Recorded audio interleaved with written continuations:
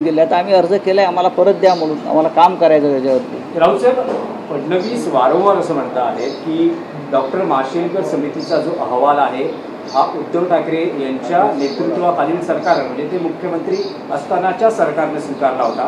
काल त्यांनी असं विधान केलं आहे की उद्धव ठाकरेंचे उजवा हात समजले जाणारे उपनेता विजय कदम यांनी हा अहवाल लिहिला आणि तो मंत्रिमंडळाच्या बैठकीत मांडण्यात आला आणि तो स्वीकारण्यात आला.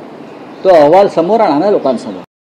त्यावर काय, तो जो अहवाल आहे तो स्वीकारला, त्याच्यावरती काय कार्यवाही केली, तेव्हाच्या कोणता GR काढला, हे समोर आणा. तो GR जसा देवेंद्र फडणवीस यांनी मुख्यमंत्री म्हणून एक GR काढला, हिंदी त्रिभाषा सूत्रानुसार तिसरी भाषा म्हणून सक्तीची, हा GR आहे ना, त्याच्या विरुद्ध आम्ही आंदोलन केलं. अशा प्रकारचा GR जर तेव्हाच्या मुख्यमंत्र्यांनी काढला असेल तर लपवतात कशाला? तुमच्या हातात सरकार आहे. बघा, हे खोटारडे लोक आहेत, हे खोटेपणातून सत्तेवर आले. ढोंग हे त्यांचं हत्यार आहे. ह्यांच्याकडे दुसरं खोटं बोलण्याशिवाय दुसरं कोणतंही साधन नाही. हे खोटं बोलत आहेत. जर उद्धव ठाकरे साहेबांचा GR असता तर आम्ही तो कशाला जाळला असता? आम्ही तुमचा GR जाळतोय, तुम्ही आमचा GR जाळा ना. उद्धव ठाकरे साहेबांनी जो GR काढला असं म्हणताय किंवा काय, तो जाळा ना तुम्ही भाजपवाल्यांनो. आम्ही तुम्हाला जागा देतो जाळायला आझाद मैदानला किंवा शिवसेना भवनासमोर येऊन जाळा. आम्ही देवेंद्र फडणवीस यांचा GR जाळतो. आमचा GR असेल उद्धव साहेबांच्या सहीचा, त्यांनी तो जाळावा आणि शिवसेना करीत जाळावा, साफसफाई करू.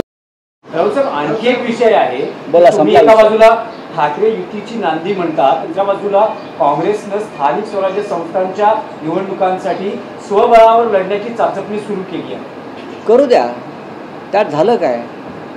काँग्रेस हा एक स्वतंत्र राष्ट्रीय पक्ष आहे. निवडणुकासंदर्भात कोणता निर्णय घ्यायचा, काय करायचं? महाविकास आघाडी ही लोकसभा आणि विधानसभेसाठी होती.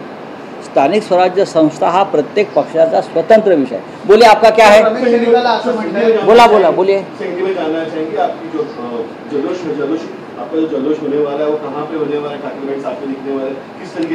देखिए, मराठी विजय दिवस, जो मराठी विजय दिवस है, हम एक साथ आ गए पूरी मराठी.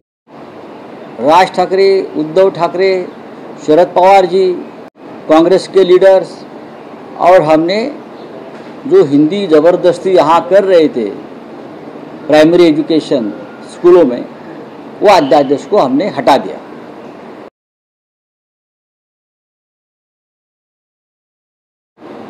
विजय का एक जल्लोष का दिन है.